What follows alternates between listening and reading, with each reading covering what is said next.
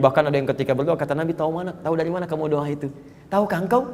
Yang kalau engkau bacakan doa itu adalah doa yang ketika engkau sebutkan namanya, mustahil doamu kemudian ditolak.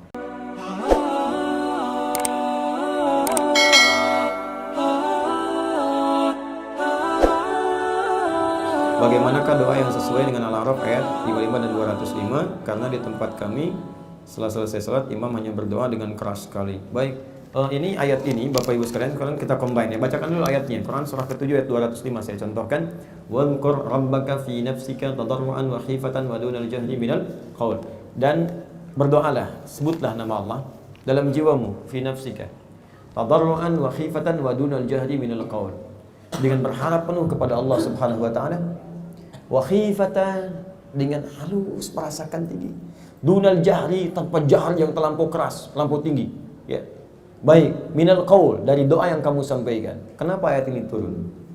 Karena ada seorang sahabat yang belum paham tentang cara berdoa, kemudian berteriak-teriak minta, "Ya Allah, ya Allah, ya Allah, ya Allah, ya Allah, ya Allah."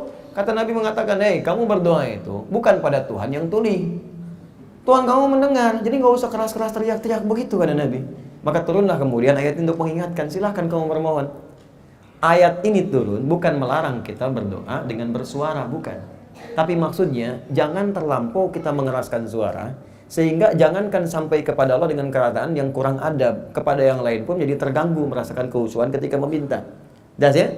Di ayat ini bukan larangan kita berdoa mengeluarkan suara. Jika Anda ingin berdoa silahkan minta, "Ya Allah, mohon lancarkan rezeki saya." Ya. Ada keluar suara, ada yang dengar.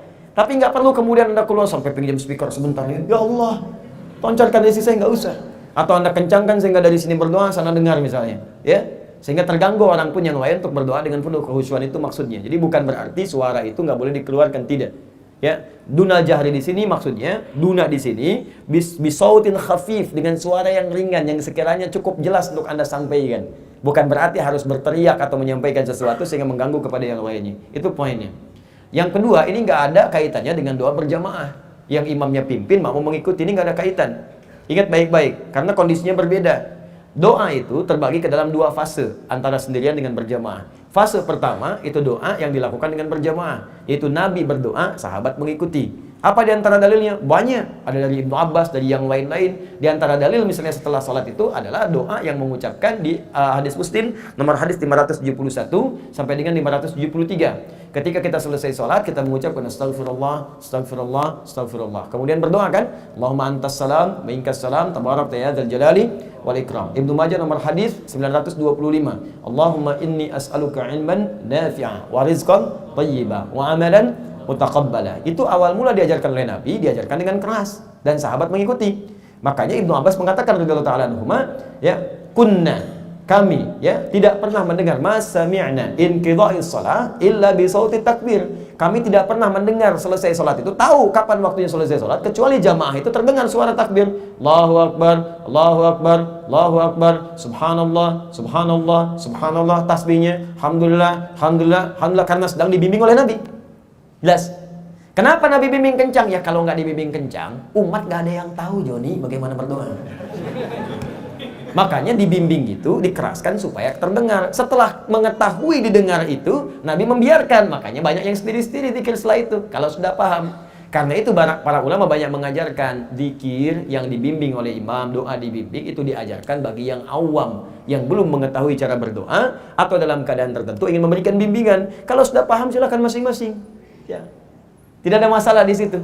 Saya beri contoh begini, Mas, sini, Mas. Sini. Sini, sini. Oke. Sini, sini, bisik. Saya bisikin. Nah, sampaikan lagi.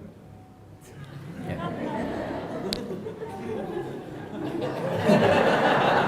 Saya minta sampaikan, bukan senyum. Ya.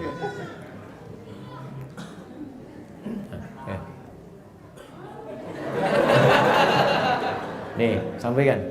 La ilaha illallah. Wahdahu la syarikalah. Lahul mulku wa lahul hamdu wa huwa ala kulli syai'in qadir. Coba bacakan sendiri. Anta subhanaka inni kuntu minadh dhalimin. Tuh kan? Artinya mesti dibimbing. Kalau sudah dibimbing, kedengaran kan? Kencang nggak suara saya tadi? Kencang itu jahar itu terdengar. Ketika terdengar diikuti oleh beliau. Begitu diikuti jadi kebiasaan, sudah hafal ya nggak saya ajarkan lagi, silahkan masing-masing. Jelas ya? Maka tahap awal doa itu dibimbing oleh Nabi dengan jahar. Setelah terbiasa masyarakat, maka Nabi membiarkan mereka berdoa masing-masing. Maka ada yang berdoa di kanan, sudut kiri, bahkan ada yang ketika berdoa kata Nabi, tahu dari mana kamu doa itu? Tahukah engkau? Yang kalau engkau bacakan doa itu adalah doa yang ketika engkau sebutkan namanya, mustahil doamu kemudian ditolak. Jika engkau meminta akan dijawab, jika berdoa akan dikabulkan. Gitu. Apa yang dia bacakan? Apa yang dia bacakan pada saat itu? Allahumma nushhidu bi annaka antallahil ahadus samad alladzi lam yalid wa lam yulad wa lam yakul lahu kufuwan ahad. Allahumma ighfirli. Nabi enggak pernah ajarkan itu. Advance kelasnya, udah tahu kalimat Nabi, ya, udah diajarkan dia berdoa sendiri, terdengar oleh Nabi. Ya, bukan teriak-teriak, terdengar. Begitu Nabi tahu, kata Nabi, Atta dari mana takut? Tahu nggak tadi apa yang kau katakan itu?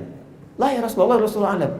Laqad da'uta bi asma'illahil a'zam. Engkau baru berdoa dengan menyebutkan nama-nama Allah yang paling tinggi. Idza du'iya biha ajaba wa idza su'ila biha ata.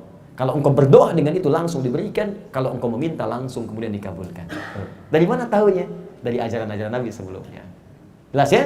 Jadi kalau mungkin Anda mendengar ada yang membacakan, tapi bimbing, mungkin imam sedang membimbing yang awam, yang kalau nggak dibimbing langsung pada keluar. Nggak berdoa, daripada nggak sama sekali diajarkan. Tapi kalau Anda masuk ke masjid, silent semuanya. Wah, imam yang nggak berdoa nih. Bukan. Mungkin kelasnya sudah kelas paham semua, sama-sama berdoa. Jelas kan? Paham sampai sini? Oh, jadi kalau sudah paham tuh, nggak duduk juga berdiri, megang mic tuh kan enak. Jazakallahu khair, syukran. Nah, jelas ya, dan semoga Allah muliakan. Saya senang dengan pertanyaan-pertanyaan semacam ini, jadi kita bisa menggali lebih luas. Kalau saya begini, kalau ada dalil saya sampaikan. Ya, kalau ada muqaranah perbandingan saya sampaikan. Kalau ada tarjih saya sampaikan. Tapi saya tidak punya kewenangan untuk memaksa seseorang. Gitu. Saya tidak biasa memaksa orang. Kalau Anda ingin ikut saya, silakan. Misal ada kunut dan nggak kunut, saya jelaskan nih hadis kunut begini, yang nggak kunut begini. Kalau Anda lihat orang kunut, Anda nggak kunut, hargai orang lain. Tapi kalau Anda misalnya kunut, orang lain tidak kunut, hargai juga yang tidak kunut. Dalilnya seperti ini. Kalau Anda ingin ikut saya, silahkan. Ini yang saya amalkan begini. Bismillah ada 70 hadis. Yang jahar, ini dalilnya. Yang sir, begini. Yang nggak pakai, begini. Kalau Anda jahar, jangan kemudian Anda mencela kepada yang sir. Kalau Anda yang sir, jangan mencela kepada yang jahar. Masing-masing punya dalil. Anda boleh memilih, yang penting garis petunjuk dari Nabi-nya ada. Jelas ya? Itu yang saya biasakan. Kalau Anda nggak sepakat pun dengan saya, nggak ada masalah. Tapi tidak menghalangi kita untuk saling mendoakan. Jelas? Jangan mencela. Dan saya bersaksi pada Allah, saya tidak pernah mengajarkan Anda untuk mencela orang lain. Ya, jadi jangan terbiasa untuk melakukan itu, karena akan menghilangkan pahala-pahala kita. Anda ngaji Quran dengan saya, ngaji sunnah, tapi belajar dari sini pandai mencela. Ya, Quran mana yang Anda pelajari? Karena Anda ngabisin pahala. Apalagi sebelum datang udah mencela. Sama siapa ngajinya? Ustaz Andi, Ustaz Bin'ah tuh. Datang aja belum gitu kan. Tapi nggak apa-apa, nggak harus marah juga. Nggak harus marah ya. Dan saya aja nggak marah, kenapa Anda mesti marah?